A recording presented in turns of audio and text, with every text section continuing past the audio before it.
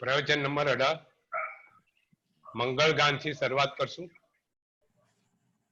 मंगलम भगवान वीरो मंगलम गौतम प्रभु मंगलम स्तूलिभद्राध्याय जैन धर्मोस्तु मंगलम शिवमस्तु सर्वजगतः परहित निरता भवन्तु भूतगणा दोषा प्रयान्तु नाशम सर्वत्र सुखी भवतु लोका। विश्वना सर्वजीवोનું કલ્યાણ થાવ।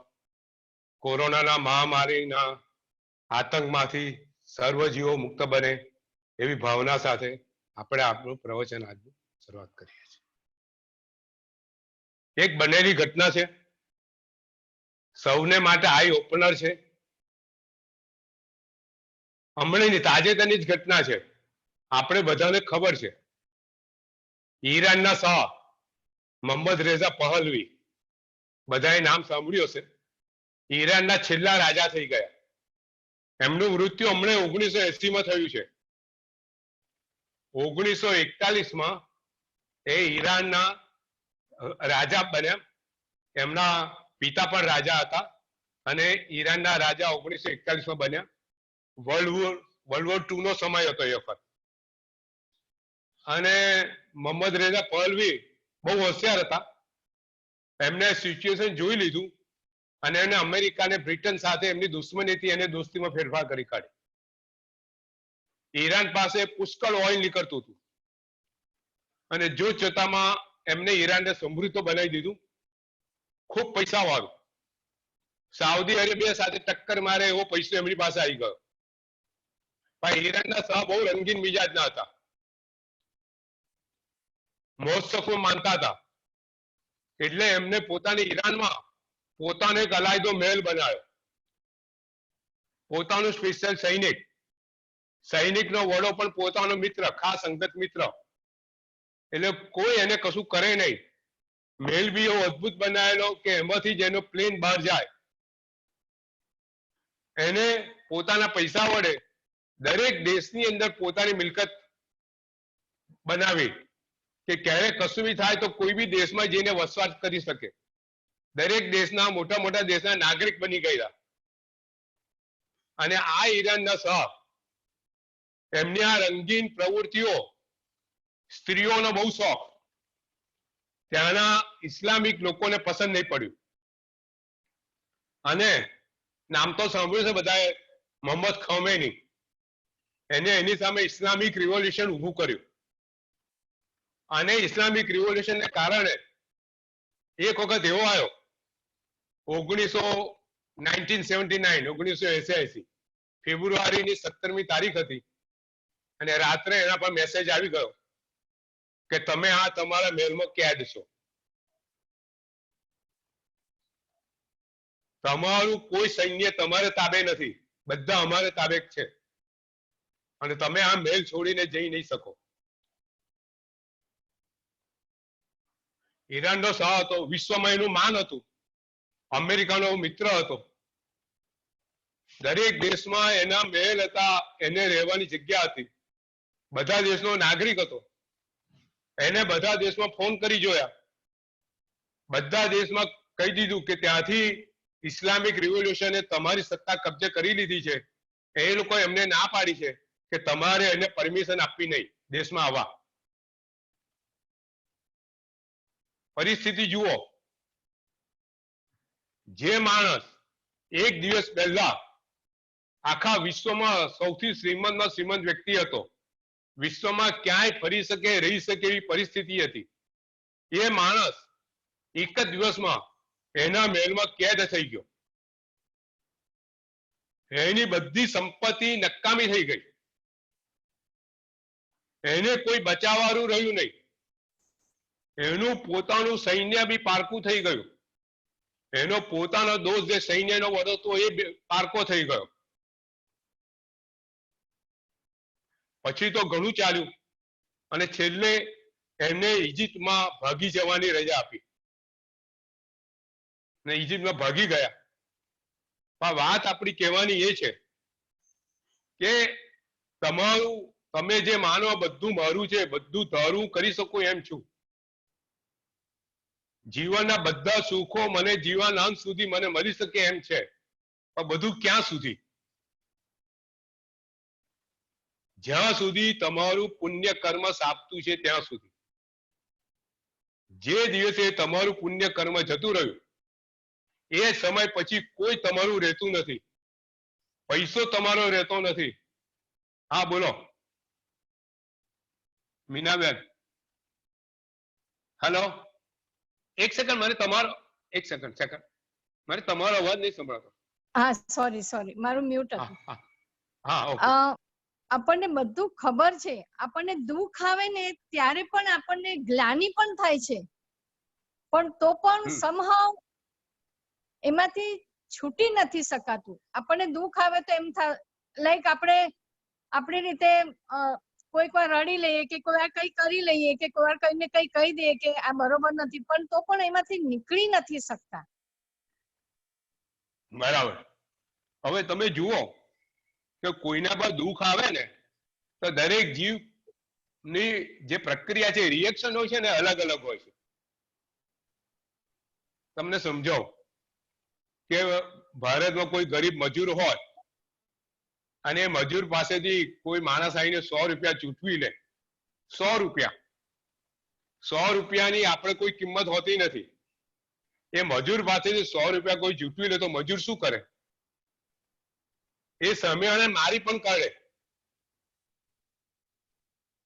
સામેવાળાને 100 રૂપિયા માટે મારી પણ કાઢે, કારણ કે એને 100 રૂપિયા એનું જીવન લાગે છે. બરાબર કે નહીં? આપણે ત્યાં દાખલા છે, અમારો એક ખાસ મિત્ર, અંગત મિત્ર, એ અમેરિકા જાય કરે. હમણાં વાત, આ વાત થોડા આ 2 વર્ષની વાત, મારો ખાસ, અમે વર્ષોથી જોડે રહેલા, એના છોકરા અમેરિકામાં, અમેરિકા 6 મહિના અમેરિકા રહે, 6 મહિના ઇન્ડિયામાં આવીને રહે. તો એક વખત એને એના બાળકોને કીધું તું આ વખતે ઇન્ડિયામાં આવે, એના છોકરાઓએ ના પાડી કે અત્યારે મને ફાવે એવું નથી. તો એને એટલો આઘાત લાગ્યો કે એને આપઘાત કરીને મરી ગયો. બાપરે. એટલે મારું કેવું તમે સમજો કે દરેક જીવ જ્યારે દુઃખ આવે છે ને ત્યારે કેવી રીતે રિએક્ટ કરે છે, એમનો સામનો કેવી રીતે કરે છે, એ દરેક જીવ પોતપોતાની અલગ અલગતા હોય છે. એટલે એને તમે સમજો, આ બંને પ્રસંગ જુઓ કે એને એના છોકરા પ્રત્યે એવો રાગ હતો, એટલે સુધી રાગ હતો કે એને ના પાડી તો એને એટલો આઘાત લાગ્યો. આખી આ છે ને, આખું આ ગણિત છે ને રાગ અને દ્વેષનું છે. આપણે જેટલો રાગ સંસારના પદાર્થો પ્રત્યે જેટલો રાગ એટલો ઓછો કરી શકીએ ને એટલું આપણું માનસિક સમતોલન સારું રહે. આ સીધો હિસાબ છે. તમે તો હું બોલીએ છે, પણ આપણે અંદરથી આપણી સંસારના પદાર્થો પ્રત્યેની રાગ દશા કેટલી ઓછી થઈ છે એ ગણિત આપણી જાતે માણવાનું છે. પંકજભાઈ, હા, આપણે રાગ અને મોહ એ બેનો બહુ હેડલાઇન ડિફરન્સીસ લાગે છે. થોડુંક કંઈક એક્ઝામ્પલ આપીને રાગ અને મોહ. હા હા, કોઈ વ્યક્તિ પ્રત્યે રાગ છે, એની પ્રત્યે મોહ છે, એ બેમાં ડિફરન્સ છે. હા હા. હવે આપણે ત્યાં છે ને મોહ શબ્દનો ઉપયોગ છે ને મોટે ભાગે રાગ માટે કરવામાં આવ્યો છે. સંસાર પ્રત્યે આપણે કોઈ બી પદાર્થ પ્રત્યે આપણો જે રાગ છે ને એને મોહ કહેવાય. હવે મોહથી છે ને આપણે મોહને કર્મ સાથે જોડ્યું છે. ઓકે. મોહને કર્મ સાથે જોડ્યું છે કે ભાઈ તમને આ પદાર્થ પ્રત્યે મોહ છે તો તમને મોહનું કર્મ બંધાય. ઓકે. એટલે મોહ છે ને આપણી એક ક્રિયા છે, જ્યારે રાગ એ દશા છે.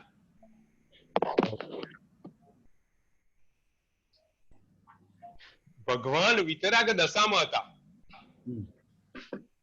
એમની રાગ દશા નથી. એ રાગને આપણે આત્માની અવસ્થા પર્યાય સાથે જોડેલું છે કે આત્મા રાગમાં છે.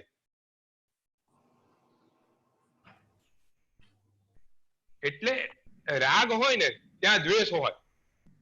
આપણે ત્યાં કીધું જ્યાં રાગ હોય ત્યાં દ્વેષ હોય. રાગ અને દ્વેષ બે પેરેલલ બતાવ્યું છે. એટલે એને કારણે મોહનીય કર્મ બંધાય અને હા હા, એને કારણે મોહનીય કર્મ બંધાય. બરાબર. આપણે ઈરાનના સવા આજે આપણે અગ્નિભૂતિનો કર્મનો વાત ચાલુ કરવા માંગીએ છીએ અને ઈરાનના શાહ આપણી નજર સામે આવે છે કે જે ઈરાનના શાહ પાસે લખલૂટ સંપત્તિ હતી, દેશે દેશમાં એના મહેલો હતા, એના બિઝનેસ હતા, પણ એ ઈરાનનો શાહ એક વખત એવો આવ્યો, બધું એની પાસેથી એક ક્ષણે જતું રહ્યું, કોઈ બચાવવા માટે એનું રહ્યું નહીં. આપણે ત્યાં બ્રહ્મદત્ત ચક્રવર્તીનો એક દાખલો આવે છે, શુભમ ચક્રવર્તી ના બ્રહ્મદત્ત ચક્રવર્તી, કે એ એક વખત એવો આવ્યો, એ એના વિમાનમાં જઈ રહ્યો હતો અને બધા જે વિમાન ચલાવવા વાળા હતા, એ વિમાનની રચના એવી હશે કે જે દેવો એ વિમાનનો ચાલક હોય, તો બધા દેવોએ એક સેકન્ડ વખત એવો વિચાર કર્યો કે આ વિમાન હું મને નહીં ચલાવું તો શું કરું, શું થવાનું? અને એ સમયે બધા દેવોએ વિમાન ચલાવવાનું છોડી દીધું અને બ્રહ્મદત્ત ચક્રવર્તી સીધો નીચે પડીને મરી ગયો અને 7મી નરકે ગયો. એટલે આપણે કહેવાનો મતલબ શું છે કે આપણે એવું માનીએ છીએ કે આપણે આ બધું જે આપણને જે મળ્યું છે એ બધું આપણા પુરુષાર્થથી મળ્યું છે, આપણી બુદ્ધિથી મળ્યું છે, અને આ ક્યારેય આપણી પાસેથી જવાનું નથી. એટલે આખી જિંદગી આપણને જે મળ્યું છે એને જાળવવાનો પ્રયત્ન આપણે કરીએ છીએ. પણ ભગવાન એવું કહે છે, આ બધું તારું જ્યાં પુણ્ય છે ત્યાં સુધી છે, જ્યારે આ પુણ્ય તારામાંથી જતું રહેશે, તું ગમે તેટલો પ્રયત્ન કરીશ, કશું તારી પાસે રહેવાનું નથી. એટલે તારે બાંધવા જેવું કોઈ બી કાર્ય હોય, તારો કોઈ બી પુરુષાર્થ હોય, તો પુણ્ય ઊભું કરવાનો છે, પાપનો નાશ કરવાનો છે.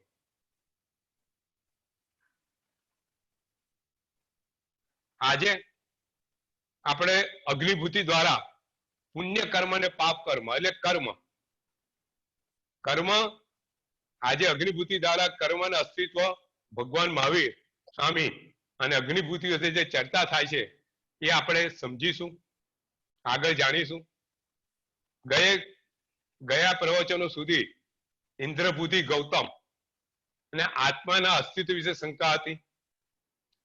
ભગવાન મહાવીર સ્વામી પાસે જાય છે, પોતાનો મનનો સંશય ભગવાન જાતે એને કહે છે અને એના મનના સંશયને ભગવાન પોતાની અનેક યુક્તિ પ્રયુક્તિ વડે એને સમજાવે છે કે આત્મા એક સ્વતંત્ર અસ્તિત્વ ધરાવે છે.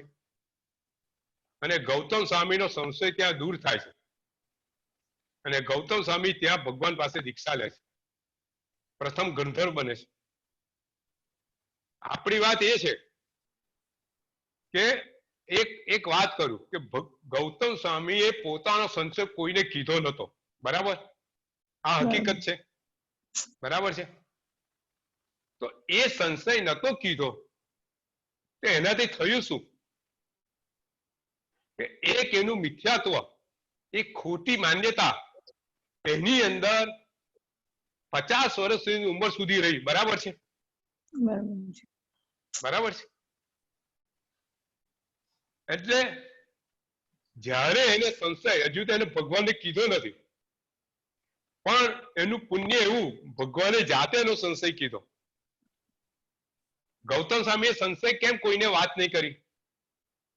ગૌતમ સ્વામીને પોતાનું અભિમાન હતું કે હું જ્ઞાની છું, મારી મેતે એના અર્થ કાઢું, કોઈને પૂછ્યું શું કરવા? કોઈને પૂછ્યું ને કોઈને એવું લાગે એને આટલી વસ્તુ નથી આવડતી, તો શું? તો એને કોઈને પૂછ્યું નહીં અને પોતાનો સંશય પોતાની પાસે રાખ્યો અને એના જીવનનું પરિવર્તન જુઓ. દીક્ષા લીધા પછી એને એક બી સંશય પોતાની પાસે રાખ્યો નથી.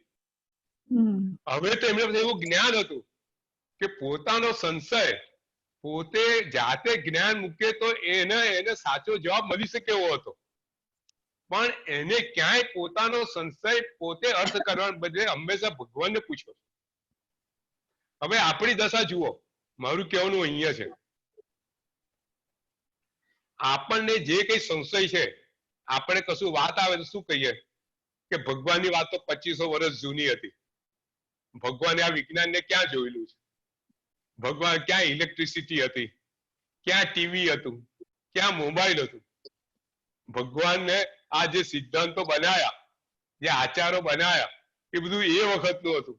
અત્યારે કશું કામ લાગે નહીં. અત્યારે બધું નવા જમા પ્રમાણે ચાલવું જોઈએ. આપણે આ માન્યતા ખરી કે નહીં? મોટા ભાગના લોકો આવું માને છે. બરોબર? બરોબર કે નહીં? પોતાનો જે સંશય છે પોતે આમાં નથી માનતા એવું કોઈ દિવસ કોઈને જઈને પૂછ્યું? કોઈ ગુરુને આપણે જઈને પૂછ્યું? પોતે પોતાના જે ગુરુ માનતા હોય, ભાઈ હું આવું માનું છું, સાચું છે કે ખોટું? આખું જીવન આપણું આવા માન્યતામાં જતું રહે છે અને પછી ભગવાનનો ધર્મ આપણે પામી શકતા નથી. ભગવાનના ધર્મના, ભગવાનના આચારોથી દૂર અને દૂર રહીએ છીએ. જો આપણે ત્યાં આચારો છે ને સમય પ્રમાણે બદલાયા છે. એવું નથી કે જે ભગવાન વખતે જે આચાર હતા અત્યારે રહેલા છે. આ વસ્તુ આપણે સમજવા જેવી છે. જે પ્રતિક્રમણ ભગવાન વખતે જે રીતનું પ્રતિક્રમણ થતું હતું એ રીતનું અત્યારે પ્રતિક્રમણ થાય છે? તો કે ના, બદલાયું છે. એમાં એડિશન ડિલિશન આવ્યું છે. આચાર આપણે ત્યાં છે ને બહુ સુંદર વાત છે કે આખું જે જૈન શાસન છે ને એના 3 આધાર છે. એક પ્રિન્સિપલ, પોલિસી ને પ્રેક્ટિસિસ. ધ્યાન રાખો, આ સંસદની વાત આવે છે એની વાત છે કે જૈન શાસન પ્રિન્સિપલ એ સિદ્ધાંતો. સિદ્ધાંતોમાં ક્યારે ફરક પડ્યો નથી. ભગવાને જે વિશ્વના જે સિદ્ધાંતો બનાયા એ ક્યાંય કોઈ કાળે શાશ્વતા છે. સિદ્ધાંતોમાં કોઈ ફરક નથી. જીવ 8 પ્રકારના કર્મો બાંધે. એમાં કોઈ મિનમેક્સ નથી. બરાબર છે?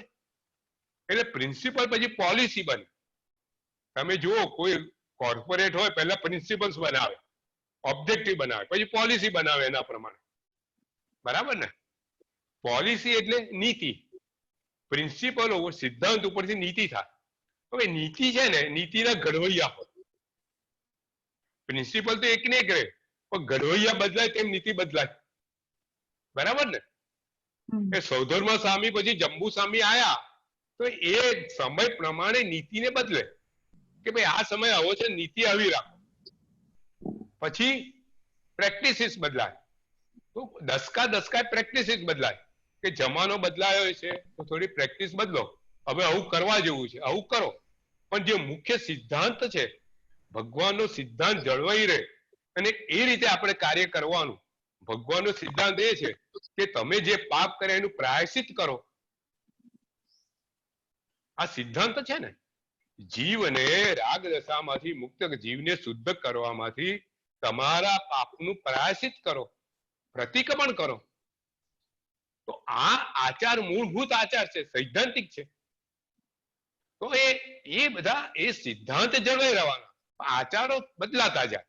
તો સમય ગીતાર્થ આચાર્ય ભગવાન તો નવા આચાર મૂકે. આચારમાં ફેરફાર હોય તો સૂચવે કે હવે જમાનો આવો છે તો આ આચારમાં આવો ફેરફાર કરો. તો જીન શાસન આ રીતે ટક્યું છે. આપણે ત્યાં એક આચાર્ય મહારાજ સાહેબે લિસ્ટ બનાવી કે ભગવાન મહાવીર થી 2500 વર્ષ સુધીમાં આપણા વ્યવહારમાં આચારોમાં કેટલા ફેરફાર થયા. તો એમને મુખ્ય આચારો, તો એમના પ્રમાણે એમને 47 આચારો એવા શોધ્યા કે મુખ્ય આચારોમાં ફેરફાર થયા અત્યાર સુધીમાં. એટલે આપણે આ વસ્તુ આપણે આ વસ્તુ મનમાં રાખવી જોઈએ કે આપણે જે કઈ ક્રિયા કરીએ છીએ, આચારો કરીએ છીએ, એમાં ધારો કે કોઈ કારણસર ફેરફાર કરવો પડે, કોઈ એવી પરિસ્થિતિ આવે, એવા અસામાન્ય સંજોગો આવે, તો આપણે કોઈ ગીતાર્થને પૂછીએ, એને પૂછીએ કે અમે આ રીતે કરવા માંગીએ છીએ, એ ખરેખર છે, સાચું છે, જવાબ લઈએ અને કરીએ. આપણે સંશયની વાત કરતા હતા, વાત ત્યાંથી હતી. ગૌતમ સ્વામીએ સંશય પૂછ્યો નહીં, એનું મિથ્યાત્વ રહ્યું. જ્યાં એના સંશયનું સમસ્યાનું સમાધાન થયું, એનું મિથ્યાત્વ ગયું. આ બાજુ ઇન્દ્રભૂતિ ગૌતમ સ્વામી બની ગયા છે, પહેલા ગણધર બન્યા છે. આ બાજુ અગ્નિભૂતિ એમના નાના ભાઈ છે. ગૌતમ સ્વામીથી 4 વર્ષ ઉંમર એમની ઓછી છે, અને એ ત્યાં સૌમિલ્ય આર્યએ જે મોટો યજ્ઞ નું આયોજન કર્યું છે, એમાં અગ્નિભૂતિ અત્યારે મુખ્ય છે અને આખી વિધિ એ કરાવે છે. અગ્નિભૂતિ નામ પ્રમાણે બુદ્ધિમાં બહુ તીક્ષ્ણ છે, બહુ હોશિયાર છે, વેદાંતમાં એકદમ કુશળ છે. એ વિચાર કરે છે કે મારા ભાઈ ગયા છે, હજુ સુધી પાછા આવ્યા નથી. એટલે યજ્ઞ કરાવતા હજુ મનમાં એમને આશંકા છે કે ઇન્દ્રભૂતિ ગયા નહીં આયા, અને એ પછી જુએ છે હજુ સુધી નથી આયા. એટલે યજ્ઞ મંડપ માંથી બહાર નીકળે છે, બહાર નીકળે છે અને જતા આવતા પૂછે છે. ત્યારે એમને ખબર પડે છે કે મારા મોટા ભાઈ ઇન્દ્રભૂતિ એ તો વર્ધમાન પાસે જઈ અને સંયમ ગ્રહણ કરી લીધો છે, એમના શિષ્ય થઈ ગયા છે. એમને તો આઘાત લાગે છે કે આવું બન્યું કેવી રીતે? મારો ભાઈ તો આટલો હોશિયાર છે, હજુ સુધી વેદમાં કોઈને હરાઈ શકાય એવો કોઈ વ્યક્તિ છે નહીં. અને આવું બન્યું કેવી રીતે? ખરેખર સામેવાળી જે વ્યક્તિ છે, ખરેખર કોઈ માયાવી લાગે છે. એને પોતાના માયામાં મારા ભાઈને ગૂંચવી દીધા લાગે છે. આ બંને ભાઈ બહુ હોશિયાર છે, એમને હજુ સુધી કોઈ હરાઈ શકે એવું ઇન્ડિયામાં કોઈ પાક્યું નથી. એમને કોઈ હરાવી થાય એ વાત એ લોકો માની શકતા નથી. આ ખરેખર નહીં તો ગૌતમ, આ મારો ઇન્દ્રભૂતિ છે ને, હોશિયાર ખરો પણ સીધો, એટલે એવું કઈ બોલ્યો હશે અને એની વાતમાં ફસાઈ ગયો હશે, એટલે એને ત્યાં સંયમ લઈ લીધો. એવા ઘણી વખત બને છે ને. આપણે ત્યાં ખૂબ સુંદર દાખલો છે, ખૂબ સુંદર દાખલો. એનું નામ છે ભવદીય. જંબુ સ્વામીનો પૂરો ભાવ, જંબુ સ્વામી થાય એમનો પૂરો ભાવ. એ પૂરો ભાવમાં એમનું લગ્ન થયેલું છે, નાગીલા નામની એમની પત્ની. અને લગ્નનો સમય છે, નાગીલા અને લગ્ન કરી ઘેર આવે છે અને બંને જણ બેઠા હોય છે, આનંદ પ્રમોદ કરતા હોય છે. ત્યારે એમના મોટા ભાઈ સંયમ લીધેલો છે અને ત્યાં વરવા માટે આવે છે. નાનો ભાઈ છે, બહુ ખુશ થઈ જાય છે, પાત્રા ભરી દે છે. પછી ભાઈ તો ચાલવા માંડે છે, ભાઈથી પાત્રા ઉચકાતા નથી. એટલે મોટો ભાઈ કહે છે કે તું પાત્રા ઉચકીને મારી સાથે ચાલ ને. એ ના નથી પાડી શકતો. જુઓ કેટલા માણસોની પાત્રતા એવી હોય છે, સૌમ્યતા એવી હોય છે કે ના નથી પાડી શકતા. પોતાની જાતને ઘસાઈ, પોતાનું ગુમાવી, પોતાનું સ્વાર્થનું પણ ગુમાવી અને બીજાનું કાર્ય કરે છે. કોઈને ખબર હોય કે આ માણસને પૈસા આપવાથી આ માણસ મને પૈસા નહીં આપે પાછા, એની સૌમ્યતા એવી હોય તો એને પૈસા આપે કે ભલે ને લઈ જતો, પૈસા ગયા ને બીજું શું ગયું. એટલે માણસો આવા સૌમ્ય હોય છે. એટલે કે મારો ભાઈ હોશિયાર ખરો, આ વાતમાં કઈ ફસાઈ ગયો લાગે. એટલે કે જો હું હોત તો હું થવા ના દે. એ મારે કોઈ બી હિસાબે મારા ભાઈને પાછો લાવો છે. અને એટલે અગ્નિભૂતિ પોતાના 500 શિષ્યો સાથે બી ત્યાં સમોસરણમાં જાય છે. રસ્તામાં વિચાર કરે છે કે આ હશે તો કોઈ માયાવી, મારા ભાઈને ફસાયેલો છે એટલે કોઈ જીવો તેવો તો હશે નહીં. એટલે પોતાના બધા શાસ્ત્રોનો વિચાર કરતા જાય છે. એટલે વિચાર કરે છે કે જે મને માયામાં કોઈ મેસમેરિઝમ કરવા ઇન્દ્રજાળ મૂકવા જશે, હું સાવચેત રહીશ અને ફસાઈશ નહીં. એમ વિચાર કરતો કરતો કરતો કરતો વિચારોમાં પહોંચે છે અને ત્યાં સમોસરણ આવી જાય છે. સમોસરણ પાસે પહોંચે છે અને સમોસરણ જુએ છે. અતિ ભવ્ય સમોસરણ, જીવનમાં ક્યારે આવું સમોસરણ એમને જોયેલું નથી. 3 ઘર, એક ચાંદીનો ઘર, એક સુવર્ણનો ઘર, એક મોતીનો ઘર, અને બધા દેવો ભગવાનની ભક્તિમાં, હજારો દેવો ભગવાનને ચામરવી છે. ભગવાનની પાછળ અશોક વૃક્ષ, ઉપર 3 છત્ર મણિમાણિકના, જોઈને આભો થઈ જાય, મંત્રમુગ્ધ થઈ જાય, મેસ્મરાઇઝ થઈ જાય. પોતે જે વિચારમાં આવ્યો હતો કે હમણાં હરાઈ દઉં, જે ગુસ્સો હતો, જે ક્રોધ હતો, બધો ગુસ્સો ને ક્રોધ ત્યાં ઓગળી જાય. બરફ જેમ ઓગળી જાય તેમ ઓગળી જાય. જોઈ રહે છે, ઓહો, આવું અદ્ભુત સ્વરૂપ મેં ક્યાંય જોયું નથી. અને ત્યાં જ ભગવાન એને બોલાવે છે કે અગ્નિભૂતિ ગૌતમ, આપ પધારો, સમોસરમાં પધારો, આપ આપણું સ્થાન ગ્રહણ કરો. ત્યારે અગ્નિભૂતિ વિચાર કરે છે કે ખરેખર આ કોઈ અદ્ભુત વ્યક્તિત્વ છે.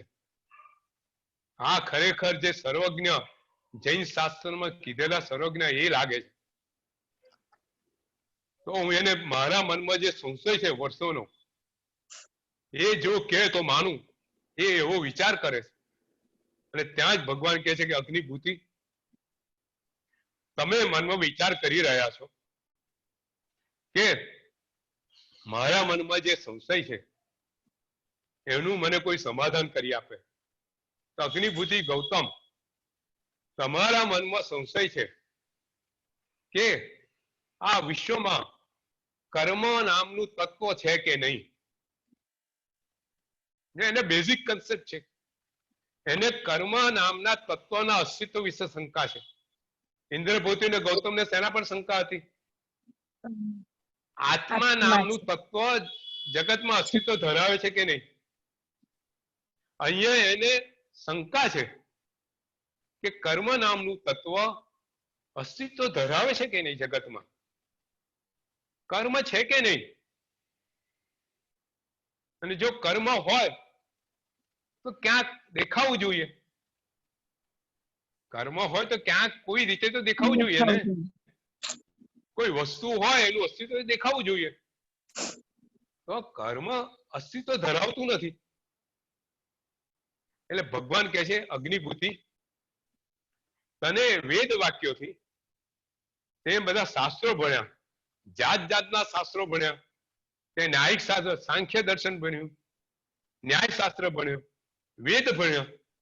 આ બધું ભણવાથી તારા મનમાં શંકા થઈ કે ભાઈ કર્મ નામનું તત્વ જગતમાં અસ્તિત્વ ધરાવે છે કે નહીં. ન્યાય શાસ્ત્રમાં એવું આવ્યું કે જગતમાં આ વિશ્વ ફક્ત ખાલી 2 વસ્તુનું બનેલું છે, એક પુરુષ અને એક પ્રકૃતિ. તો એમાં કર્મ નામનું કોઈ તત્વ છે નહીં. પુરુષ એટલે આત્મા અને પ્રકૃતિ એટલે 5 ભૂતો. તો કર્મ તો છે નહીં. તો કર્મ નથી તો કર્મનું અસ્તિત્વ ક્યાંથી? તું ન્યાયશાસ્ત્ર ભણ્યો, ન્યાયશાસ્ત્રમાં એવું આવ્યું કે આત્મા અને ધર્મ અને અધર્મ બે આત્માના સ્વભાવ છે. જો ધર્મ અને અધર્મ, શુભ અને અશુભ, પાપ અને પુણ્ય જો આત્માના સ્વભાવ છે, તો પાપ અને પુણ્ય એ તો તત્વ નવું કોઈ છે નહીં. તો કર્મ નામનું તત્વ તો આમાં પણ નથી. તું ચારવાક ભણ્યો, ચારવાકમાં એવું આવ્યું કે ભાઈ આ પુણ્ય ને પાપ જેવું કોઈ જગતમાં વસ્તુ જ નથી. માણસ જે કરે એનાથી જે ફળ મળે એ ફળ હોય, એનાથી કઈ બીજું કઈ ફળ હોય નહીં. માણસ મર્યા પછી બીજો કોઈ ભવ લેવાનો, જે કરવું અહીંયા અત્યારે કરી લેવું, જે મોજ મજા માણવી હોય અત્યારે માણી લેવી. આપણું જીવન આવું જ છે. આપણે ભલે કઈ બીજું વિચારતા હોઈએ, પણ આપણા જીવનનું તમે જુઓ ને તો અર્થ એ છે કે આ જીવનમાં જે કઈ આપણને મોજ મજા, જે કઈ પૈસો મળે, જે સુખ મળે એ બધું ભોગવી લેવું. ભવિષ્યમાં આવું આપણે નરકમાં જે આવું સુખ મળે કે ના મળે. અમારો મિત્ર મને કે પંકજ આ મારો ભાવ મળ્યો છે તો ભોગવી લે ને, બીજા ભાવમાં જઈને તને શું ખબર કે. એટલે આ ચારવાકની થિયરી આપણી અંદર ઘૂસેલી છે. આપણે ભલે ના માનતા હોઈએ પણ અંદર તો એ જ છે. એટલે અગ્નિભૂતિ વિચાર કરે છે, છતાં વેદમાં લખેલું છે કે શુભ કર્મ કરવાથી શુભ કર્મથી પુણ્ય કર્મ બંધાય અને ખરાબ કાર્ય કરવાથી, દુષ્ટ કાર્ય કરવાથી પાપ કર્મ બંધાય. તો વેદમાં આવું લખેલું છે. સારા કાર્ય કરવાથી તમે સ્વર્ગમાં જાઓ, તો એનો અર્થ કે એવું કોઈ તત્વ છે કે જે જીવને એક ભવમાંથી બીજા ભવમાં એની સાથે આવે છે. તો અગ્નિભૂતિને આ સંશય છે. તો અગ્નિભૂતિ ના સંશય હોવાથી ભગવાન કહે છે કે તને આ વેદ વાક્યોથી તને આ સંશય ઉભા થયા છે. આ શંકાથી તે જાતે એનું અર્થ કાઢવાનો પ્રયત્ન કર્યો, પણ તને કોઈ પ્રત્યક્ષ કર્મનું સ્વરૂપ દેખાયું નહીં. કર્મ ક્યાંય તને દેખાયો નહીં. એના અનુમાનો પ્રયત્ન કર્યો અને અનુમાનો પણ નહીં દેખાયા. અને છેલ્લે તારા મનની અંદર એ શંકા ઘર કરી ગઈ કે જગતની અંદર કર્મ નામનું તત્વ કોઈ અસ્તિત્વ ધરાવતું નથી. શંકા રૂપે માન્યતા, શંકા રૂપે કે ભાઈ આ કર્મ નામનું કોઈ તત્વ છે નહીં. તો હે અગ્નિભૂતિ ગૌતમ, કર્મ ખરેખર આ જગતમાં અસ્તિત્વ ધરાવે છે. ભગવાન અગ્નિભૂતિને કહે છે કે અગ્નિભૂતિ આ કર્મ ખરેખર અસ્તિત્વ ધરાવે છે. જીવ જ્યારે, કોઈ પણ જીવ જ્યારે પોતાના ખોટા આશય, પોતાની રુચિ, પોતાના ભાવ, પોતાની વૃત્તિ, પછી ક્રોધ, લોભ, મન, માયા એવા કશાયને કારણે, અવૃત્તિને કારણે, પ્રમાદને કારણે જ્યારે જે કોઈ મન વચન ને કાયાની કોઈ બી પ્રવૃત્તિ કરે છે, ત્યારે ભગવાન શું કહે છે? આ વાત સમજીએ. આ વાત જરા ફરીથી સમજીએ. હું જે કહું છું તે કે જીવ મિથ્યાત્વ એટલે શું? કે ખોટી માન્યતા, ખોટા આશય, ખોટા ભાવ. બરાબર છે? આ બધું મિથ્યાત્વમાં આવે. ખોટી રુચિ. તો એ મિથ્યાત્વને કારણે, અવૃત્તિને કારણે, પ્રમાદને કારણે જે કઈ કસાય, ક્રોધ, લોભ એ બધું કરીએ, એ બધાને કારણે જીવ જે કઈ પ્રવૃત્તિ કરે, મનથી, વચનથી, કાયાથી જે કઈ પ્રવૃત્તિ કરે, ત્યારે શું થાય? આ આખી પ્રોસેસ છે. કર્મની પ્રોસેસ આપણે જરા સમજીએ. આ પ્રોસેસ શું છે કે જીવ જ્યારે આ કોઈ પ્રવૃત્તિ કરે, શુભ કે અશુભ, જે કઈ પ્રવૃત્તિ કરે, ત્યારે કાર્બન વર્ગના પૂતગળો ગ્રહણ કરે છે. ભગવાન અગ્નિભૂતિને આ વસ્તુ સમજાવે છે. શું સમજાવે છે? કે જીવ જ્યારે કઈ બી પ્રવૃત્તિ કરે ત્યારે કાર્બન વર્ગના પૂતગળો એ ગ્રહણ કરે છે. અને કાર્બન વર્ગના પૂતગળોને ગ્રહણ કરીને જે કઈ મનના આશય, જે કઈ પ્રવૃત્તિ છે, એ રીતે કર્મ રૂપે એનું પરિણામ કરે છે. એટલે આ કર્મ છે. કાર્બન વર્ગના પૂતગળોનું કર્મના રૂપમાં પરિવર્તન કરવું પોતાની ક્રિયા દ્વારા એ કર્મ છે. અને આ કર્મ તત્વ એનો સમય પાકે તારે એ શુભ અને અશુભ ફળ આપે છે. અગ્નિભૂતિ, ભગવાન અગ્નિભૂતિને આ વાત કરે છે, બરાબર છે? ભગવાન અગ્નિભૂતિને કર્મ તત્વ સમજાવે છે કે અગ્નિભૂતિ, આ જીવ જ્યારે કોઈ બી મન વચન કાયાની પ્રવૃત્તિ કરે ત્યારે કાર્બન વર્ગના પૂતગળો ગ્રહણ કરે, કર્મ રૂપે એનું પરિવર્તન કરે, અને એ કર્મ જ્યારે એનો સમય ઉદયમાં આવે ત્યારે કર્મ ઉદયમાં આવે અને શુભ અને અશુભ ફળ આપે. એટલે આપણું અત્યારે આપણી વચ્ચે જે કઈ સંયોગો ઉભા થયા છે, આપણને જે કઈ શરીર મળ્યું છે, જે કઈ બુદ્ધિ મળી છે, જે કઈ પૈસો મળ્યો છે, જે કઈ પરિવાર મળ્યો છે, જે કઈ સુખ મળે છે, એ બધું શેના કારણે? કે આપણું જ અત્યારે શુભ કર્મ ઉદયમાં આવેલું છે એને કારણે. બરોબર છે? આકુ, કેતનભાઈ? હા, બરાબર. બરાબર છે? બરાબર છે? એટલે એ કોન્સ્ટન્ટ પ્રોસેસ ચાલ્યા જ કરે. એ અનંત કાળ આ ક્રિયા ક્ષણે ક્ષણે આપણે કર્મ બાંધીએ છીએ અને ક્ષણે ક્ષણે ઉદયમાં આવે છે. જે બાંધીએ છીએ ઉદયમાં એનો કાળ પાકે ત્યારે થાય, અને અત્યારે જે ઉદયમાં આવે છે જે પૂર્વ કાળમાં બાંધેલું કર્મ છે અત્યારે ઉદયમાં આવ્યું. ઓકે. એટલે કાર્મણ વર્ગણાથી પૂતગલો ભેગા થાય, આત્મા જોડે વળગે અને પાછા એ છૂટા પડે. પાછા એ છૂટા પડે, આ પ્રક્રિયા છે. ઉદયમાં આવે એમ. હા, ઉદયમાં આવે એટલે કર્મ વર્ગણાના પૂતગળો રૂપે પરિવર્તન પામે અને કર્મના પૂતગળો જગતમાં બધા વિખરાઈ જાય. આ ટોટલ પ્રોસેસ છે. મેગ્નેટ કોઈ લોખંડના કણો પાસે મૂકેલું હોય, મેગ્નેટ મૂકેલું હોય તો લોખંડના કણો ખેંચાય, એનામાં ખેંચાય. બરાબર છે? બરાબર છે?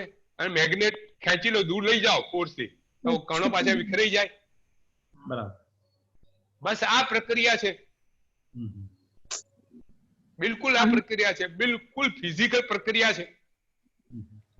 એ ચોંટે છે એના કારણે, આપણા ભાવને કારણે. એ ભાવ જે કસાય છે એ બધા રસ છે, એ ભીનાશ છે કર્મને ચોંટાડવા માટેની આત્મા સાથે. अच्छा अंकल हाँ।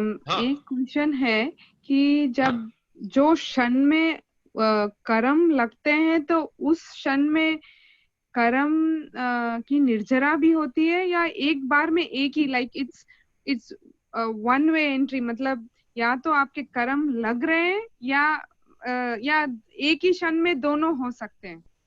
एक ही समय दोनों होते हैं ना. अच्छा. हाँ, वहाँ निजरा भी होती है और आता भी है. अच्छा. પણ એ બીજું કર્મ હોય. जो क्षण में आप कार्य कर रहे हो वो क्षण में कर्म उदय में है ही. हाँ. और जहाँ उदय में है और आप कार्य कर रहे हो तो कार्य का फल उसी क्षण में मिलेगा. अच्छा. अच्छा. दूसरी क्षण में जाने वाला नहीं है. अच्छा, तो ये ऐसा नहीं कि अभी मतलब कर्म के वजह से हमारे पुण्य या पाप जो भी उदय हुए हैं, और एट द सेम टाइम हम जो भी कर रहे हैं, आगे के जो भी है पुण्य पाप का वो अकाउंट चालू ही है हर क्षण, और वही अकाउंट से हमको अभी इस क्षण में हमारे लाइफ में जो हो रहा है वो पिछले अकाउंट का वो ऐसे ही चलता रहता है. हाँ. देखो, अभी हम कर्म में नहीं जाएंगे, अग्निभूति वाली बात. लेकिन देखो, हमारे वहां कर्म बंद के समय पे वो 8 चीज बताई है. संक्रमण, उदीर्णा, ये सब है. तो अभी कर्म की थियरी में हम नहीं जाएंगे, लेकिन ये बात समझो कि जो कर्म का जो प्रोसेस है उसी क्षण में उसकी उदीर्णा होता है, निर्जरा भी होती है और बंध भी होता है.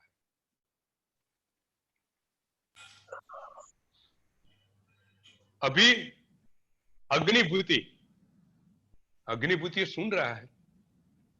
अग्निभूति देखो, आप ये कर्म का थियरी सुनेंगे ना तो पता चलेगा कि अग्निभूति किस हद तक कहां डीप में जाता है. उसके एक एक क्वेश्चन सुनने लायक है. वो भगवान को कॉर्नर करता है, बहुत होशियार है. वो भगवान को पूछता है कि आपको कैसे है सब मालूम? मुझको नहीं मालूम है, आपको कैसे मालूम कि कर्म वर्गना पुद्गल आता है? आपको कैसे मालूम भगवान? आप बताओ, आपने क्या देखा है? अग्निभूति पूछता है कि भगवान તમને આ સ્વરૂપ કેવી રીતે ખબર પડી? એટલે ભગવાન કહેશે કે અગ્નિભૂતિ કર્મ વર્ગનાઓ એ અતિ સૂક્ષ્મ છે, એ પૂતગળ સ્વરૂપ છે, એ એટલી સૂક્ષ્મ છે કે ઇન્દ્રિયોથી જોઈ શકાતી નથી. આજે કોરોના વાયરસ છે, આપણે જોઈ શકીએ છીએ? બરાબર છે, આપણી આંખોથી જોઈ શકાતો નથી. એવા સ્પેશિયલ માઇક્રોસ્કોપ મૂકે છે ત્યારે એને દેખી શકાય છે. પણ કર્મ વર્ગના પૂતગળો તો એ માઇક્રોસ્કોપમાં પણ દેખાતી નથી, એટલી સૂક્ષ્મ છે. અનંતા કર્મના વર્ગણાની પૂતગળો ભેગી થાય તો પણ કોઈ બી માઇક્રોસ્કોપ એને જોઈ ના શકે, એવું એનું સ્વરૂપ છે. તો આ કર્મનો વર્ગ અતિ સૂક્ષ્મ છે, તો એને ઇન્દ્રિયોથી પ્રત્યક્ષ નથી, એને ઇન્દ્રિયોથી જોઈ શકાતી નથી. તો જે વિશિષ્ટ જ્ઞાનીઓ છે, જે પોતાના આત્માથી સ્વરૂપ વિશ્વના સ્વરૂપને દેખી શકે છે, એ જ કર્મ વર્ગણાઓને દેખી શકે છે. એટલે કે મને, એટલે કે જે કેવળ જ્ઞાની છે, જે સર્વજ્ઞ બન્યા છે, એ લોકો કર્મ વર્ગણાને દેખી શકે છે. આપણે ત્યાં કીધું છે કે બે પ્રકારના જ્ઞાનીઓ કર્મ વર્ગણાને દેખી શકે. કયા? એક અવધિ જ્ઞાની હોય તે અને કેવળ જ્ઞાની હોય તે. કોણ બે દેખી શકે? अवधि ज्ञानी ने केवल ज्ञानी. प्रश्न है यहाँ? मेरे ख्याल से यहाँ किसी को प्रश्न होना चाहिए. नहीं, अवधि ज्ञानी रूपी को देखता है इसलिए वो देख सकता है.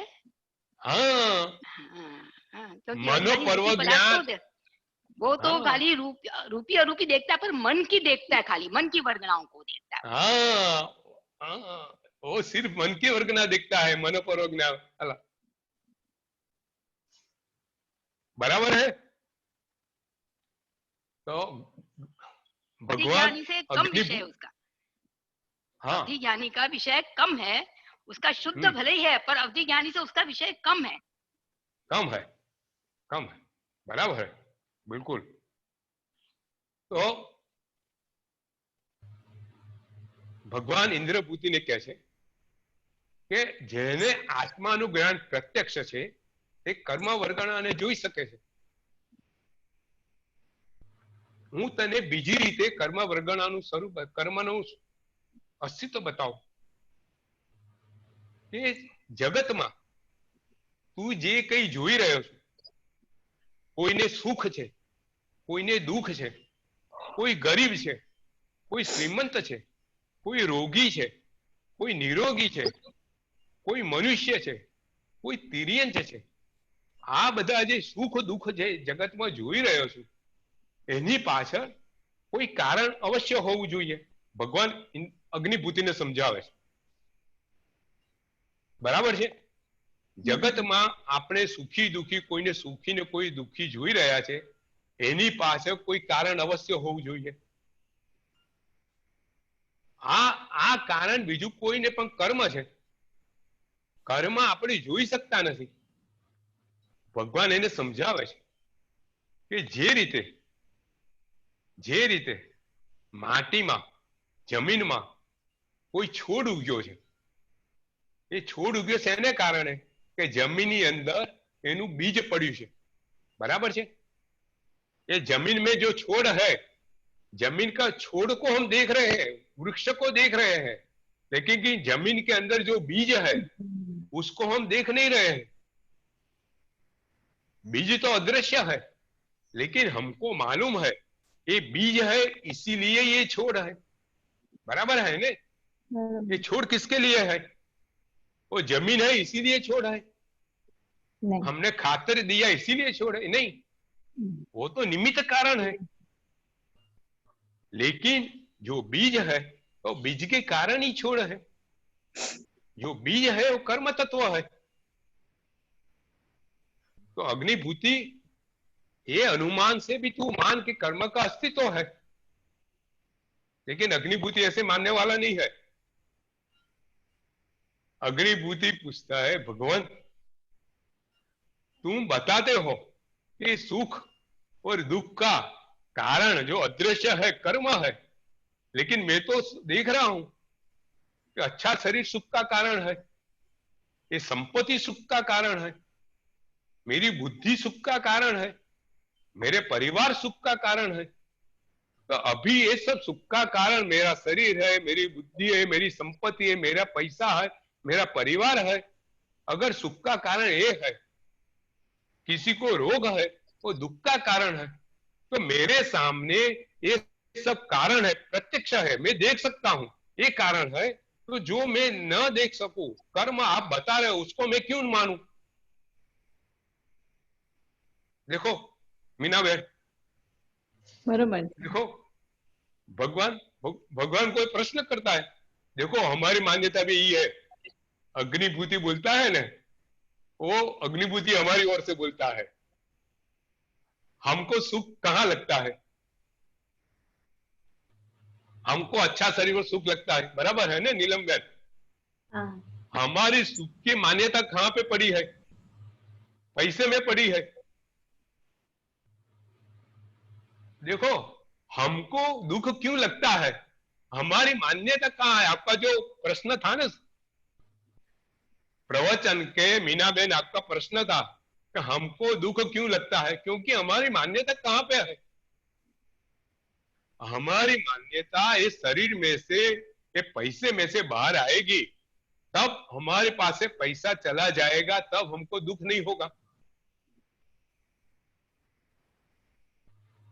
ये शरीर चला जाएगा फिर भी दुख नहीं होगा,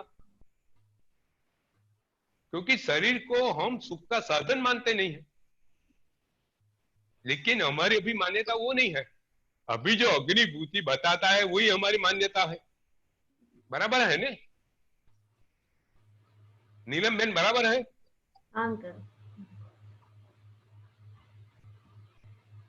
अग्निभूति बोलता है कि जब मुझको प्रत्यक्ष सब कारण दिखते हैं, तो जो अदृश्य है वो कारण मैं क्यों मानूं? लोग वही बोलते हैं ने, કર્મ બધું શું બધું માનવાની જરૂર? આ ભાઈ આપણે મહેનત કરીએ છે ને કમાઈએ છે, આપણે મહેનત કરીએ કમાઈએ છે, આવું કર્મ જેવું માનવાનું જરૂર શું? બરાબર છે? આજે જગતના મોટા લોકોની માન્યતા આ છે। अभी भगवान उसको उत्तर देते हैं, बढ़िया उत्तर है। भगवान बताते हैं कि अग्निभूति अगर पैसा ही सुख है, अगर पैसा ही सुख है तो तुम जगत में देखते होंगे पैसा ही दुख का कारण बनता है, बराबर के नहीं मीनाबेन? बरोबर है, साची बात। सच कह रहे हमारे हैं, बिल्कुल सही कह रहे हैं। हमणे बरोडाમાં એક મોટો ઇન્સિડન્સ બન્યો। બહુ પૈસા વાળાનો દીકરો 12મું પાસ થયો, ખૂબ પૈસા, એના મિત્રો એવા, મોજ શોખ પૂરા જીવનમાં। એના બાપાને કહે છે કે હું 12મું પાસ થયો છું, હું કોલેજ આ રોયલ એનફિલ્ડ નું જે નવું મોડેલ બહાર આવ્યું છે એ અપાવશો તો જ કોલેજ જઈશ। પુષ્કળ પૈસો। બાપા કે દીકરા આ રોયલ એનફિલ્ડ નું મોડેલ કેટલા? આવો બહુ તો 15 લાખ, તું લઈ આય કે આજે ને આજે લઈ આય। બાપા પણ એવા, 15 લાખની કોઈ કિંમત નહીં, મોટો ધંધો, મહિનાના 100-200 કરોડ રૂપિયા કમાય, એને 15 લાખ તો હું પાણી લાગે। તો છોકરો તારે ને તરત એ જ દિવસે જઈને લઈ આવ્યો રોયલ એનફિલ્ડ।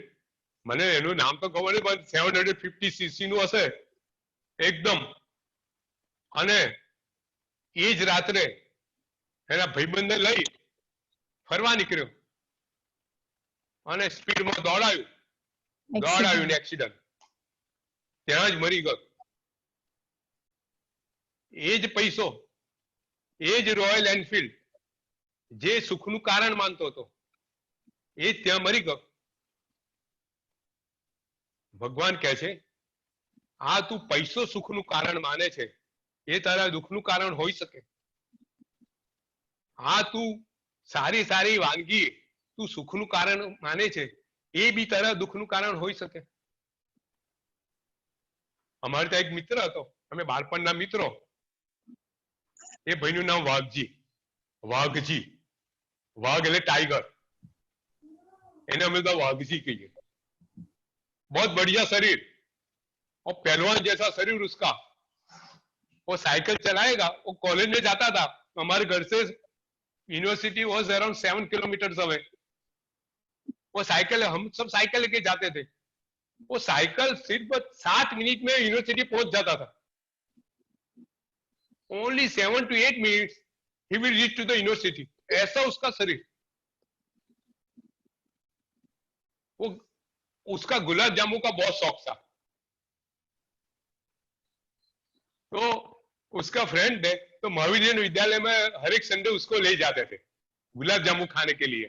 और वहां तो अनलिमिटेड थाली था, तो वो 60-70 गुलाब जामुन खा जाता था. अरे बाप रे. 60-70. Oh my God. रियल में अंकल? Oh my God. हम पूरा जिंदगी में नहीं खा सकते इतना. My God. ऐसा शरीर था, ऐसा खाता था, हम उसको वाघजी कहते थे. लेकिन उसकी हालत देखो, जो खाने का शौक था वो खाने के शौक के कारण उसका शरीर में डायबिटीज आ गया. तो मेरा कहने का, अभी देखो भगवान बताते हैं कि तुम जो जिसको सुख का कारण मानते हो वो सुख का कारण नहीं है. ये पैसा, अगर अच्छा रूप मिला उसको सुख का कारण मानते हो, तो रूप के कारण बलात्कार भी होता है ना स्त्री पे.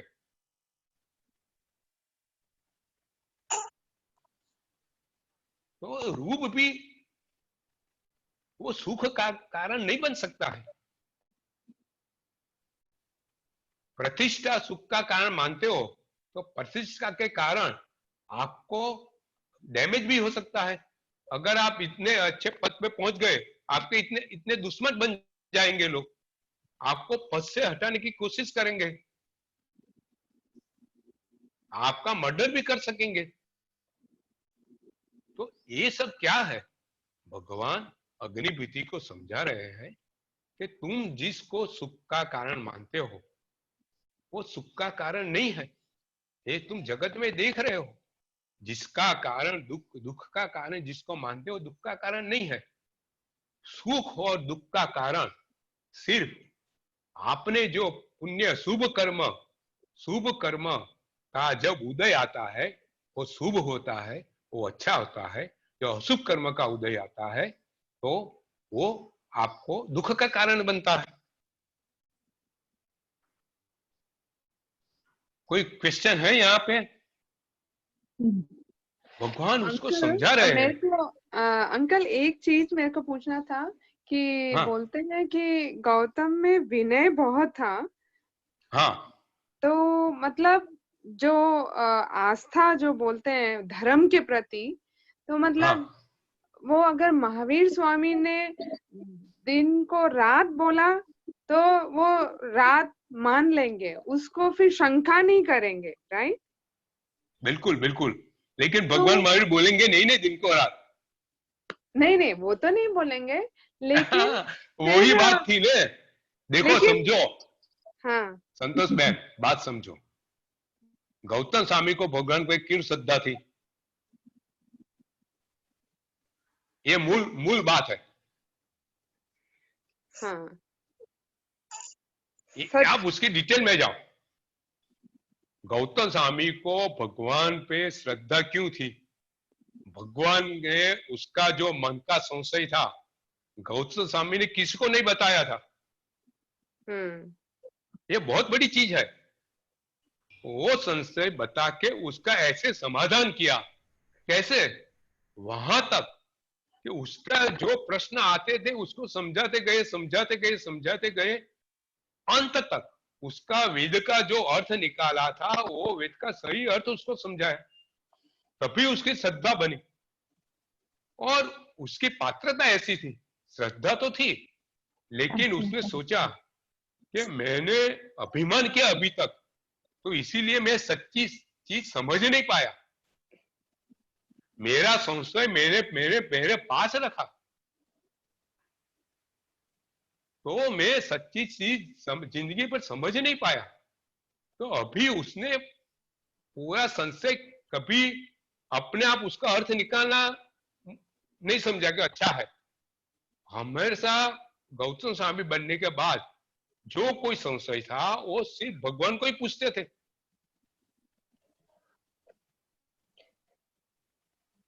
तो बराबर है।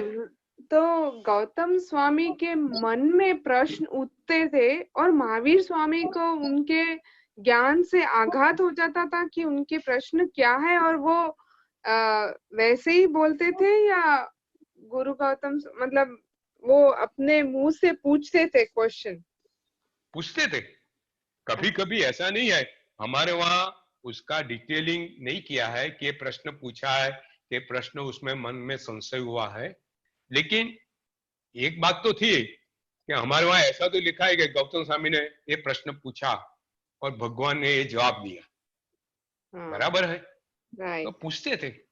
कभी कभी ऐसा भी हो सकता है, कभी संशय आया है भगवान के पास बैठे हुए और भगवान ने उसको संशय बताया भी होगा, लेकिन ये क्या है, व्यवहार होगा, कभी पूछा होगा कभी संशय, उसका डिटेलिंग कहीं पे नहीं है, लेकिन पूछा तो है, वो तो सही बात है। कई बार ऐसा भी कहते हैं ना कि बिना पूछे हुए प्रश्न का भी उत्तर दिया है उन्होंने। हाँ हाँ, अप्रश्न व्याकरण हाँ कहते हैं ना अपन इसको। हाँ हाँ हाँ, बराबर है, बिल्कुल बिल्कुल सही बात। तो अभी भगवान अग्निविधि को समझा रहे हैं कि तू जिसको प्रत्यक्ष फल मानता है कि भाई तुमको पैसे से सुख है, ये सब सही नहीं है। तुम्हारा सुख और दुख का एक अदृश्य कारण है, वो कर्म है। अग्निभूति के पास उसका जवाब नहीं है, लेकिन अभी तक उसकी शंका का समाधान नहीं है। तो अभी भगवान उसको बोलते हैं कि हे अग्निभूति, तुमको एक दूसरी बात समझाऊं। अभी दूसरा अनुमान कहते हैं भगवान उसको बताते हैं कि अग्निभूति, जो कोई जीव अपना शरीर बनाता है, अपना शरीर, जो कोई जीव, कीड़ी का शरीर, चकली का शरीर, मनुष्य का शरीर, जो कोई जीव जो शरीर बनाता है, वो शरीर बना के ऐसा शरीर बनाता है, कैसा? बिल्कुल उसकी संरचना बिल्कुल नियत है, फिक्स है। अगर मनुष्य का शरीर देखो तो आंख भी जगह पे है, आंख में कीकी है, अपने आंत है, ये सब बिल्कुल नियत है, फिक्स है। तो ये सब इतनी फिक्स, इतनी गहरी, इतनी सब रचना शरीर की होती है, तो उसके पीछे कोई आधार होता है। ये आधार के बिना ऐसा शरीर नहीं बनेगा। भगवान उसको एक तर्क देते हैं। क्या तर्क देते हैं? कि जो कोई जीव शरीर बनाता है, ये शरीर कोई आधार के बिना ये शरीर नहीं बनने वाला है। नीलम बहन, ये युक्ति समझ में आई? मैं समझाऊं एक एग्जांपल देके कि अपने पास जो मोबाइल है, मोबाइल में एक छोटा सा चिप होता है ना, वो चिप उसका आधार है काम करने का। बराबर है? बराबर है। अगर वो चिप डालेगा तभी ये कंप्यूटर इसी तरह काम करेगा। बराबर है? कंप्यूटर में प्रोसेसिंग यूनिट, उसमें एक चिप आता है, तो वो आधार है कंप्यूटर का काम करने का। तो शरीर बनाने के लिए कोई आधार तो चाहिए ना आत्मा को। आत्मा शरीर बनाता है। बराबर है? वो हमने गौतम स्वामी के प्रश्न जवाब में भगवान ने गौतम स्वामी को बताया क्या है, ये शरीर कौन बनाता है? आत्मा। आत्मा बनाता है, जीव शरीर बनाता है। लेकिन कैसे बनाता है? अभी बात ये सेकंड स्टेज है। भगवान देखो, गंधर्वाद है, हमको समझाता है सेकंड स्टेज। ये सब बात है ना, स्टेज वाइज आगे बढ़ती है। हमको ये एक दूसरे से उसको जोड़ना चाहिए। वहां गौतम स्वामी को भगवान बताता है कि ये शरीर बनाता कौन है? आत्मा बनाता है, तो आत्मा का अस्तित्व है।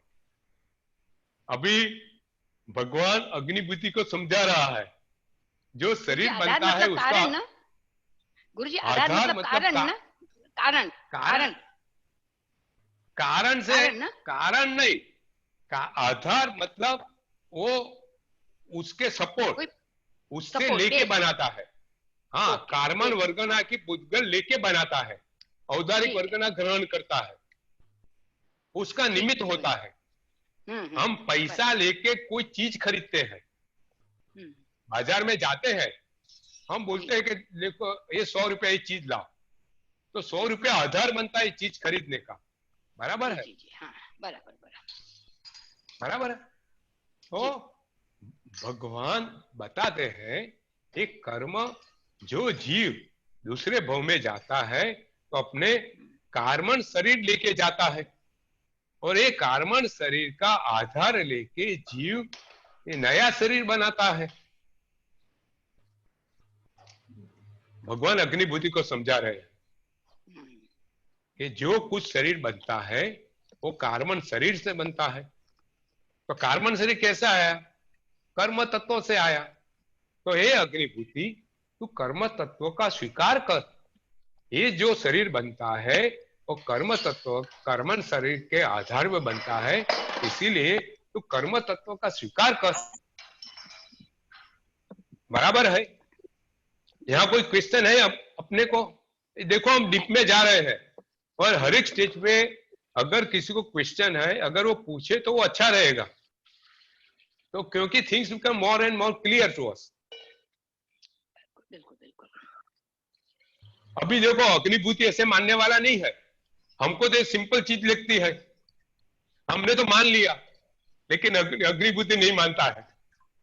अग्निभूति क्वेश्चन करता है भगवान को, तो भगवान मैं ये बात मानूं कैसे? मैं तो ये बात नहीं मानता हूं। मगर क्यों?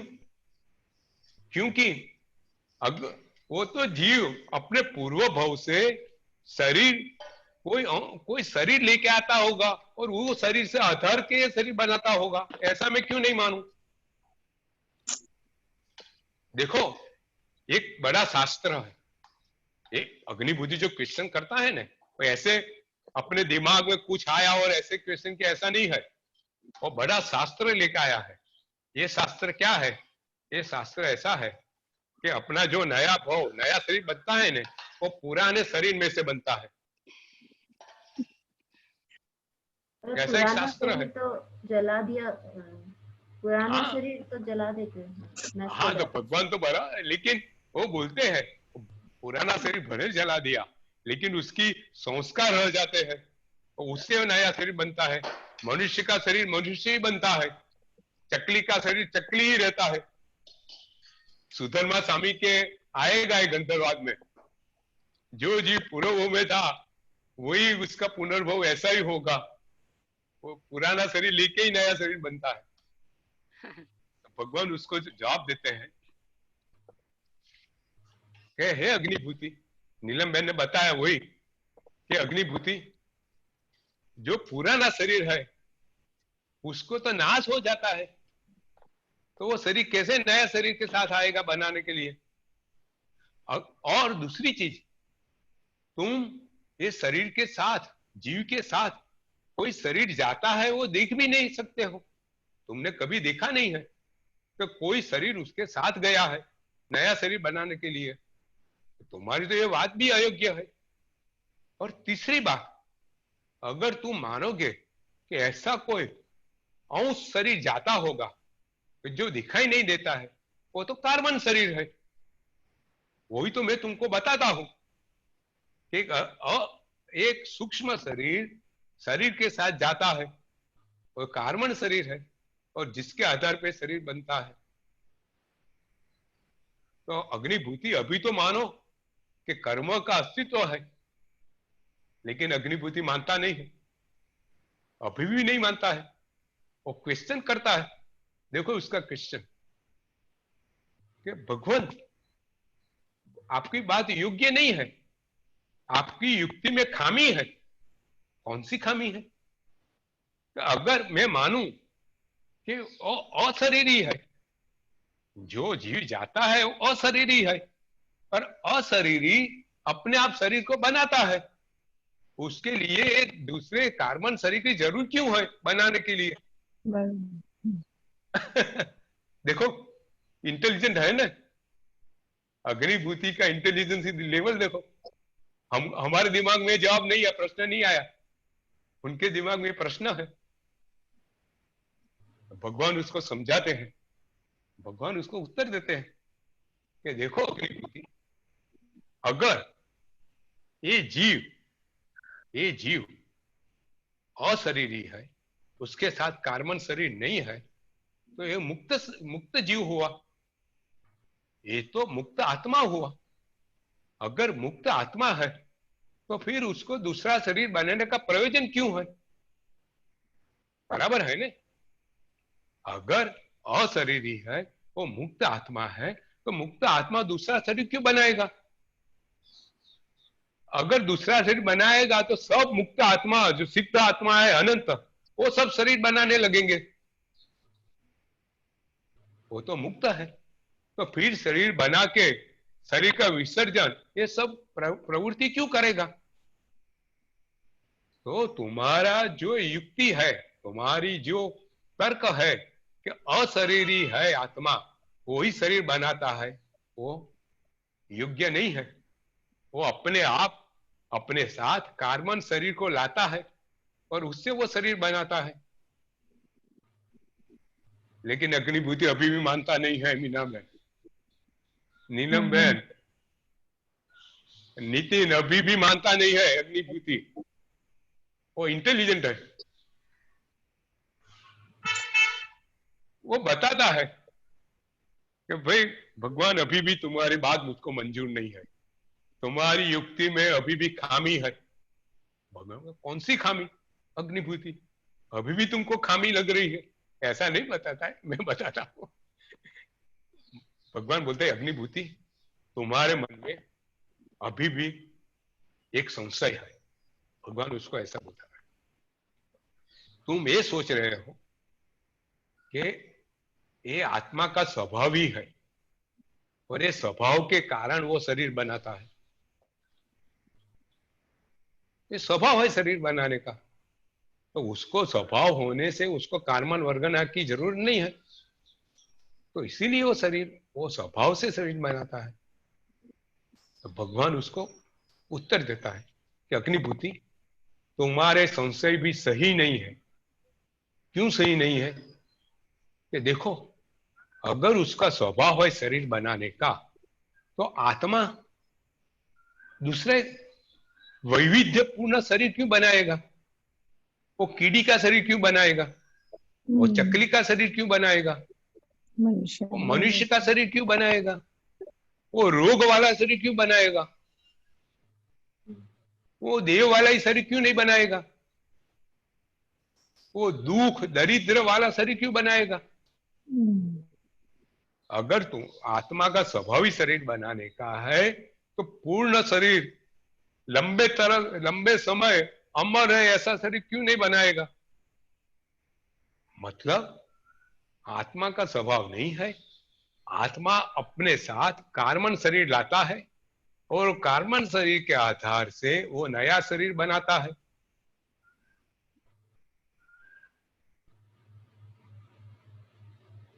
बराबर है? तो अभी हमारे सब में अग्निभूति के दिमाग में, अग्निभूति की जो मान्यता है कि आत्मा के साथ कुछ नहीं आता है और अपने आप शरीर बनता है, कर्म जैसा कोई तत्व नहीं है, वो भगवान ने क्लियर कर दिया। और हमारे ख्याल से हमको भी अभी क्लियर हो गया है कि आत्मा जब एक भव से दूसरे भव में जाता है तो उसके साथ कार्बन शरीर लेके ही जाता है और तब ही नया शरीर बनता है। बराबर है। लेकिन अग्निभूति अभी भी नहीं मानता है, उसके मन में अभी भी संशय है, अभी भी संशय है।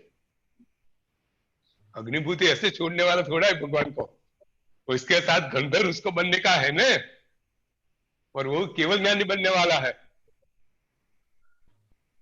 तो भगवान उसके संशय को देखते हैं और कहते हैं अग्निभूति अभी भी तुम्हारे मन में कर्म के प्रति संशय है, तो मैं एक और अनुमान आपको देता हूं कि जो कुछ क्रिया होती है, जीव जो कुछ भी क्रिया करता है, देखो कर्म का शास्त्र बहुत गहन है और अभी उसके अस्तित्व के स्टेटस में हम जा रहे हैं। कर्म का अस्तित्व है कि नहीं है, तो एक अस्तित्व ये देखा है कि सुख दुख का जो कोई कारण है वो कर्म है, बराबर है ना। दूसरा कारण ये बताया कि जो शरीर बनता है वो कार्बन वर्गना के आधार से बनता है। अभी तीसरी बात भगवान करते हैं। भगवान क्या बात करते हैं कि जीव कोई भी क्रिया करता है, खाने की, पीने की, पढ़ने की, पैसा कमाने की, लग्न करने की, खेलने की, आनंद मौज मजा सुख भोगने की, जीव कोई भी क्रिया करता है उसका फल होता है, उसका कुछ न कुछ फ्रूट होता है। बराबर है। कोई भी क्रिया फल के बगैर नहीं होती है। ये एक्शन देयर इज, साइंस में कहा है ना, when there is action there is a reaction. Action के सामने रिएक्शन होती है। तो कोई भी क्रिया होती है उसका फल होता है, होता है, होता है। और अग्निभूति प्रश्न करता है, भगवान की बात मानता नहीं है।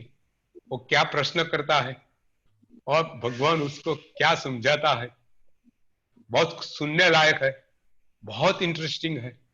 ऐसी प्रश्न जो क्वेश्चंस अग्निभूति जो पूछते हैं अनपैरेलल है और हमको सब सुनना चाहिए। और भगवान का जवाब उससे भी बढ़िया है। जो प्रश्न तो ये गंधर्वाद है, क्यों इंटरेस्टिंग है, इसीलिए इंटरेस्टिंग है अग्निभूति के प्रश्न और भगवान के जवाब। अभी वो 8:20 हो गई है यार, मैं घड़ी के देखता हूं। तो अभी we go to the next session. Next session में we complete Agnibhuti, then we go to the Vayubhuti. Third session Vayubhuti I want to complete in one session. और हर एक गंधर्वाद मैं एक सेशन में कंप्लीट करना चाहता हूं, so that we can start with a new topic.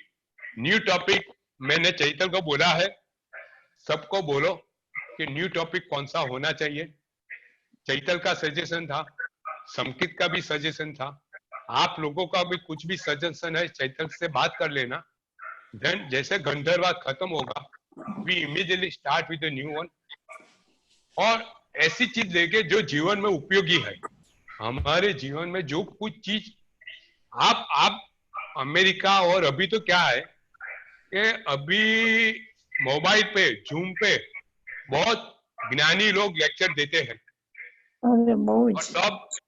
और सब लोग सुनते हैं।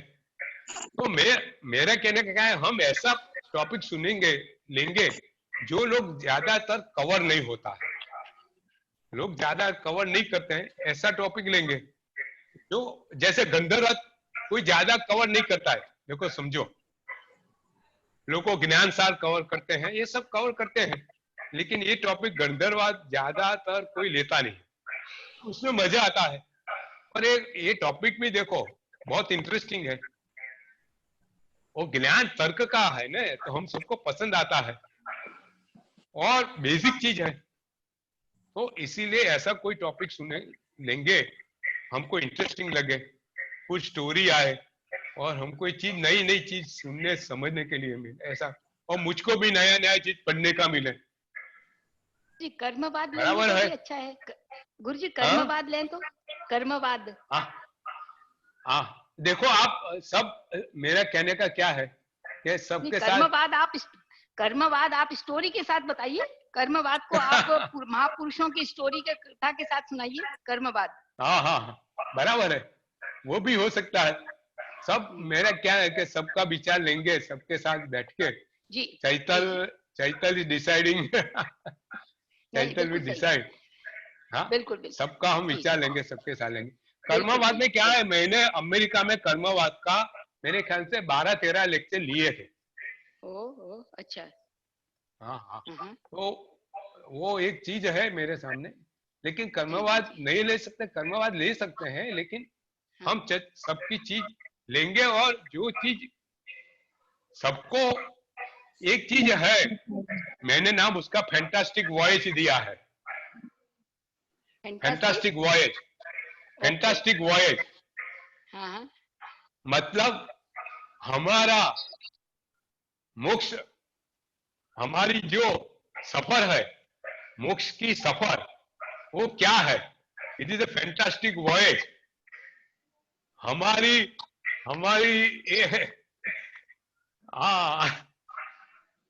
आप लीजिए, बहुत अच्छा। आपके पास हमारा तो बहुत प्रवास। टॉपिक है। हाँ आज के समय को देखते हुए आप बहुत अच्छा टॉपिक ले लीजिए अपनी इच्छा से, कोई दिक्कत नहीं है। नहीं ऐसा बहुत कुछ टॉपिक है, बहुत टॉपिक है। हाँ, इतने हैं। भाई सागर, जैन ज्ञान है, सागर है सागर, और हम तो उसमें से एक बिंदु ले रहे हैं। तो किसी के पास कोई और टॉपिक है? बिल्कुल, और हम तो बिंदु भी नहीं है। बिल्कुल। अंकल एक क्वेश्चन है। हाँ આપણે કર્મ થિયરી, કર્મનું પાર્ટિકल्स, अगर फिजिक्स के हिसाब से सोचे तो फिजिक्स में बोलते हैं कि no new particle is created, no new particle is destroyed, it's just convert from one form to another form. तो हम ऐसा बोल सकते हैं कार्मिक पार्टिकल्स के लिए? हमारे वहां देखो, नहीं देखो, हमारे वहां उद्गल का हमने जब स्वरूप लिया था ना, उद्गल का स्वरूप, तो उद्गल के स्वरूप में हमने सब समझाया था। और मॉडर्न थियरी जो क्वांटम फिजिक्स है, उस पे चैतन्य ने एक पेपर भी अपने जेएस ग्रुप में पब्लिश किया था कि उद्गल का स्वरूप क्या है। हमारे वहां जो एनर्जी है ना, एनर्जी को भी पुद्गल माना है।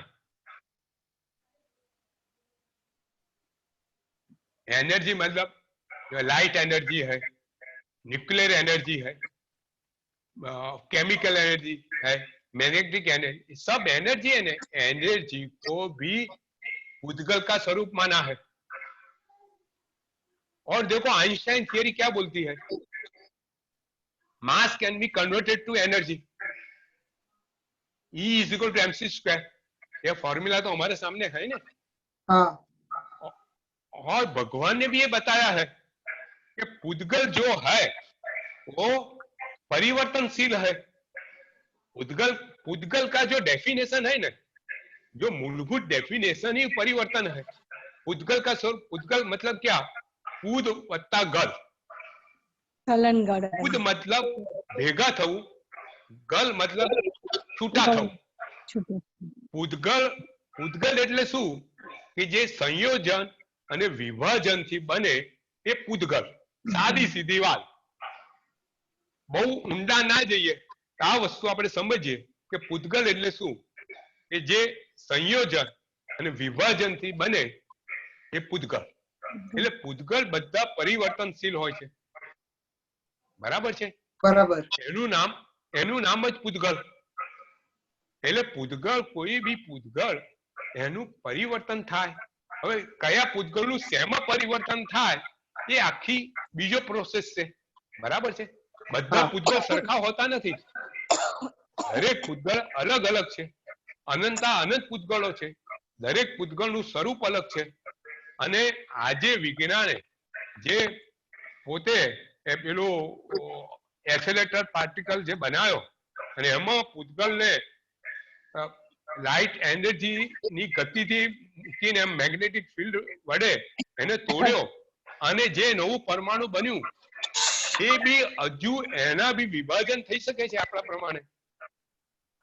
પ્રમાણે પરમાણુ એટલે શું કે જેનું ફરીથી વિભાજન ન થાય એવું અંતિમ આજે ક્વોન્ટમ ફિઝિક્સ બી એવું માને છે અને હું ચૈતન્ય ખાસ કહું છું કે ફરીથી જે આર્ટિકલ છે એ ફરીથી એ અહીંયા મૂકે અને આ વસ્તુ સમજાવે કે જે પરમાણુ છે એ પરિવર્તનશીલ છે, એનું એકે સ્વરૂપ પરિવર્તનશીલ છે અને એનું અવિભાજ્ય સ્વરૂપ જે યુનિટ છે, યુનિટ જ અવિભાજ્ય છે ને ક્વોન્ટમ ફિઝિક્સમાં આ વસ્તુ કીધેલી છે. જે પૂતગળ અંતિમ શું પૂતગળનું અંતિમ એકમ, અંતિમ પૂતગળનું અંતિમ એકમ એ છે કે જેનો ફરીથી ભાગ ન થઈ શકે. ક્વોન્ટમ ફિઝિક્સ બી આ કહે છે અને આપણું શાસ્ત્ર બી આ કહે છે. આપણું શાસ્ત્ર, ભગવાન બતાવેલું શાસ્ત્ર આજના સાયન્સ પ્રમાણે બી કેટલું સાચું છે, કેટલું સત્ય છે, કેટલું એટલે ત્રિકાળ જેને ત્રણેય કાળમાં સત્ય રૂપ જે ભગવાને બતાવ્યું છે આ વસ્તુ છે. બરાબર છે આપણા પ્રશ્નનો? તો અંકલ એમ કહેવાય કે લોકાકાશમાં જેટલા પૂતગલ કે કાર્મિક પાર્ટિકલ્સ છે પેલા જેટલા હતા અને આજે જેટલા છે? હા, જો આ બધા અનંત અનંત છે, અનંત અનંત છે. એટલે જ્યારે જીવ પૂતગળ કર્મન વર્ગના પૂતગળો લે એ એની સાથે બંધાય અને છોડે ત્યારે જાય. એટલે જીવનું છોડવા બાંધવાનું છોડવાનું ક્ષણે ક્ષણે ચાલુ છે. એટલે કાર્બન વર્ગના પૂતગળો હંમેશા સરખા ને સરખા રહેવાના. જો આપણે ત્યાં સાયન્સમાં નિયમ છે law of conservation of mass and energy. બરાબર છે, બિલકુલ અહીંયા લાગુ પડે છે. ભગવાને બી આ જ કીધું છે કે વિશ્વમાં એક બી પરમાણુ નવો બનતો નથી. બરાબર. અને નવો પરમાણુનો નાશ થતો નથી, ફક્ત ખાલી એનું પરિવર્તન થાય છે. તો અંકલ એ પ્રમાણે તો એમ કેમ કહેવાય છે કે આ પાંચમા આરામાં કોઈને પણ મોક્ષ નહીં મળે? કેમ કે અગર જો બધું વસ્તુ સરખી છે તો આપણે આટલો જ પુરુષાર્થ કરે તો પાંચમા આરામાં કેમ કોઈને મોક્ષ ન મળી શકે? હવે જો હા એટલે તમારો પ્રશ્ન જે સમજ્યું છે એ રીતે કે ભાઈ કાર્બન વર્ગના પૂતગળો સરખા છે, બધું સરખું છે, તો અત્યારે મોક્ષ કેમ ના મળે? જો અત્યારે મોક્ષ નથી મળતું એવું નથી. મહાવિદ્ય ક્ષેત્રમાં બી અત્યારે જીવો મોક્ષે જાય છે. બરોબર છે? બરાબર. એટલે આપણી પહેલી વાત જે હતી એનો જવાબ તો છે કે અત્યારે ત્યાં જીવોનું સ્વરૂપ એવું છે કે જીવો મુક્ત થઈ શકે છે અને મોક્ષે જાય છે. અત્યારે બી 20 તીર્થંકર અત્યારે વિચરી રહ્યા છે.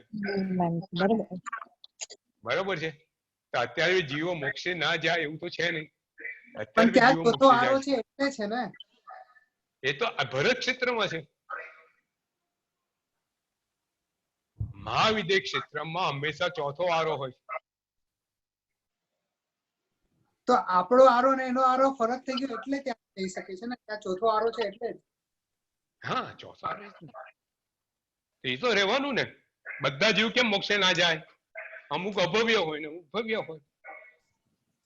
બધા જીવો એક સાથે કેમ મોક્ષે ના જાય? તો અમુકમાં પાત્રતા ના હોય, અમુકમાં પાત્રતા હોય. આ વિવિધતા, આ વિલક્ષણતા દરેક જીવમાં છે અને રહેવાની. એટલે સમયને બી વિલક્ષણતા રહે. અહીંયા પાંચમો આરો, છઠ્ઠો આરો આવે ભરત ક્ષેત્રમાં, મહાવિદ્ય ક્ષેત્રમાં હંમેશા ચોથો આરો. આ સંસ્થાનું સ્વરૂપ છે. બરાબર. બરાબર છે? બહુ સુંદર પ્રશ્નો, એટલા સુંદર છે, ખૂબ સુંદર પ્રશ્નો છે અને ખૂબ મજા આવે.